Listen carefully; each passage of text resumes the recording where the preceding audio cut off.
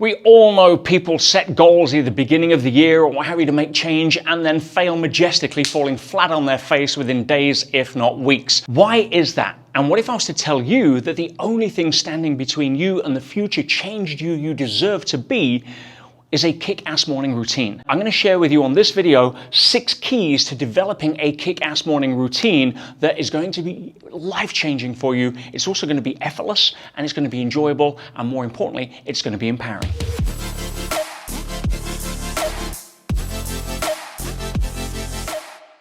My name is Peter Sage, and after the last 3 decades studying human behavior and practicing my own morning routine, I've come up with 6 keys I want to share with you that most people miss out and therefore set themselves up to fail rather than win. And they're 6 easy keys, but if you're not aware of them, then you're probably going to run the rinse and repeat cycle so many people do. The first key is getting up early does not mean sleep less.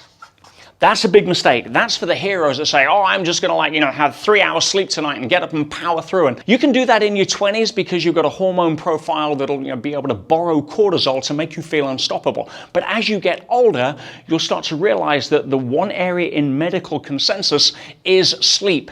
The data is just irrefutable. If you have a good night's sleep, it fixes a lot of stuff. Your energy levels will power you through the day, not coffee. So sleep is a big factor. In my 50s now, I get 6.5 hours sleep, and that's really energizing for me. Set the alarm early, because that's when most of the world are asleep, and it gives you the edge on being able to not be distracted in your morning routine. But don't sacrifice or make excuses for sitting down watching some bullshit on Netflix until midnight so that, oh, now I'm tired, I'll go to bed. That's not the way to play. Set yourself for a routine that the body will get used to, so you get at least 6.5-ish hours sleep, or thereabouts, depending on what your personal preference is. I'm in agreement with Dave Asprey, CEO of bulletproof.com, great guy, good friend, and he says that 6.5, with the research he shows, that's kind of an optimal level, certainly proven for me right now. But if you're younger, you can go power through, but the key here is not to be a hero. At some point, it's going to catch up. Second key, very important, know your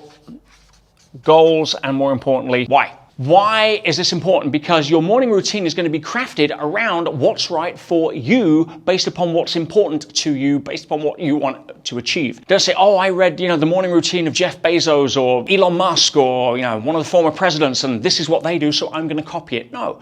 Ask yourself, what are my goals? If one of your goals is to build discipline, getting up at a certain time every single day is going to be a key part of that, that's just as important and not be distracted than it is, the stuff that you're doing inside it. If one of your goals is to lose weight, then training is going to form part of your morning routine. Design your morning routine around what your goals are, know what they are, don't try to be somebody else. Basic stuff, but sometimes people just forget. Number 3, very important point. Consistency beats intensity over time, every time. I see this so much. People get all hyped up, they get jazzed up, they go to a motivational seminar, or they get so sick and tired of being sick and tired that they say, right, I'm going to take us down, this is it. Or I don't know, maybe you watch another one of my videos, whatever it may be. I'm going to do this meditation. In fact, I'm going to meditate for 2 hours tomorrow. Well, that's pretty useless if that's your strategy. Meditating for 5 minutes every single morning until you build the habit, and then you make it 6 minutes, 7, 8, 10, 15. Before you know it, you're meditating effortlessly for 20 minutes a day, and it just becomes part of your routine. You want to learn golf, and you say, I'm going to practice 5 hours every Saturday. You're not going to be that good after 30 days.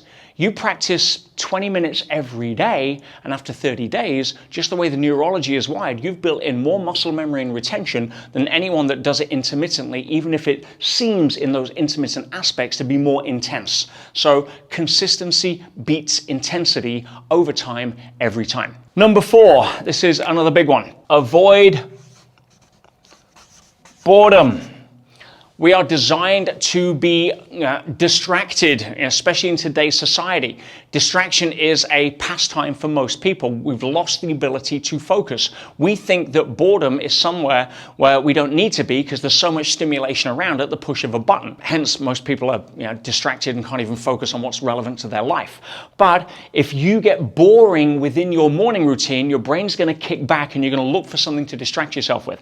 So avoid boredom, but practice variety variety, but within the consistency. If meditation is part of your morning routine and you're just getting bored with it, mix it up. But mix it up within the container of meditation. Do a guided meditation one day. Do a passive meditation one day. Do heart math, for example, practicing that, or mindfulness. But if you're going to do the same thing every single day and your brain's going to start tuning out, mix it up. If it's a gym scenario, mix it up. If you're doing yoga, throw in some Pilates or some cardio. If you're doing weights, mix up the routine a little bit if it's getting boring. Number 5, absolutely crucial. Build in accountability. Here's a big part, guys. You need to understand most people are not disciplined.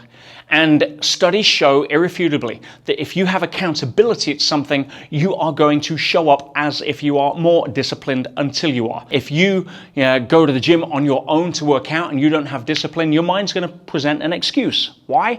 Because the mind's job is to justify your emotional state to be in alignment with behavior that it will then justify.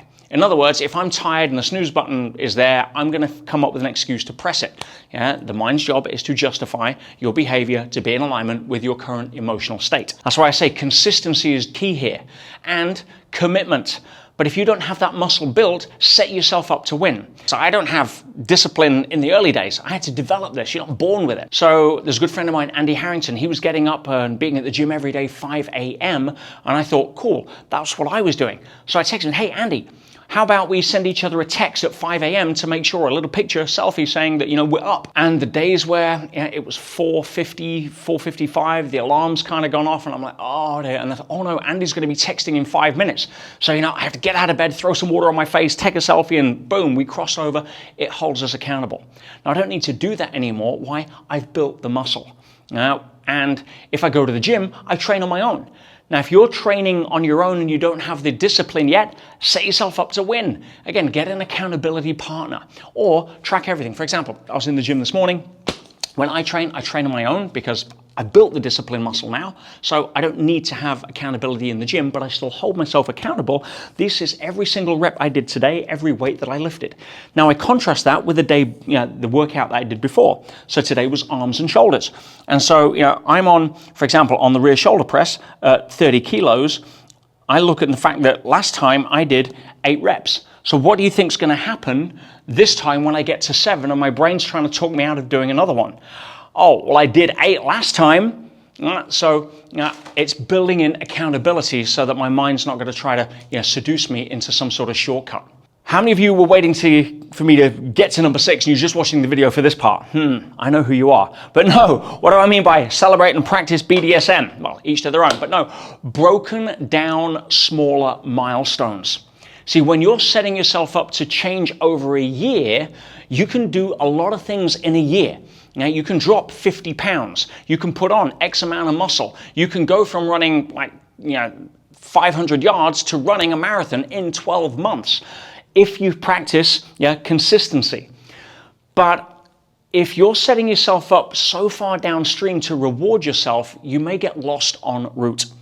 See, I learned this many years ago when I ran an ultra marathon called the Marathon des Sables. It's a marathon a day, 42 kilometers every day, back to back for 7 days across the Sahara Desert. And day 4 is a double marathon, 84 kilometer day. And you're carrying 20 kilos, all your kit, water's rationed, yada, yada, yada. Note to self, don't do it. When I started that marathon, that race, when the gun went off and I had hundreds of kilometers ahead of me, tall sand dunes and scorpions and camel spiders and all of that kind of stuff. If I was to focus on the finish line, it was so far away and overwhelming that I'd get demoralized. But what I could focus on is the next checkpoint. 16 kilometers, I can make that. That became my goal. That became my focus. That got me moving. 1 foot in front of the other. 5 more kilometers to go. 4 more. I made it to the next checkpoint. What was my next focus? The next checkpoint. See, if you've got a goal to lose, 20, 30, 40 pounds this year, after a month, it's not really happening. And you look at that and you think, well, that's just so far to go. But you're setting the foundation. If you set a goal at the first 3 months, you're going to lose 5 pounds, and that's going to be your starting point to build momentum. And you get there, you celebrate the crap out of that. That's going to start building momentum and rewarding yourself. I have a program, it's a year-long program called Ultimate Self-Mastery. And we make some very dramatic promises about who you can become around self-discipline, about emotional maturity, about becoming the person you were born to be and realizing your potential over a 12-month time period. But if we set that up after 12 months, people are going to be like, oh, it's just too far away. We break it down into 90-day goals. We have the creator phase, and at the end of the first 3 months, you graduate that phase. There's gifts and prizes and surprise bonuses and certificates, and wow, you feel great because you made it. Then we move into the next 3 months, from the initiate phase to the creator phase, from the creator phase into the specialist phase, and the final 3 months is the mastery phase. But if you were to focus on getting to the end of the mastery phase at the beginning of the program, you might quit. It's the same principle I want to share with you here. If your goal is to be able to meditate and enjoy and be peaceful and calm the brain into an alpha level and hold that there, don't try to make that your goal in the first 9 minutes. Build yourself up. Celebrate the fact the first time you did 2 minutes of no monkey mind or being able to disassociate. Wow, celebrate, boom. Broken down smaller milestones. Now, if you really want to learn a little bit more about how to put all of this together so you can become that person, I'd like to introduce you to a future you that you've not met yet. And I have a brilliant free training to be able to do that if this resonates. If you want to go out on your own, you've got 6 keys there to go practice. But if you really want to take it further and really go on some deeper strategies of understanding how to shift all of the limiting beliefs that can sometimes hold us back, I've got another amazing training. Click the link below. It's short, but it's powerful. And I've got a gift at the end of that for anyone that wants to take the time to go through just to say thank you. If you found that useful, then again, please subscribe, follow. I've got a load of other stuff I want to be able to share with you guys. I'm here to empower you. Back to back, we can change this world, not by trying to change the world, but by becoming the best version of ourselves as the example and inspiration for others. It starts here. It starts with us. Click the link below, and I'd love to join you on the next part of the journey.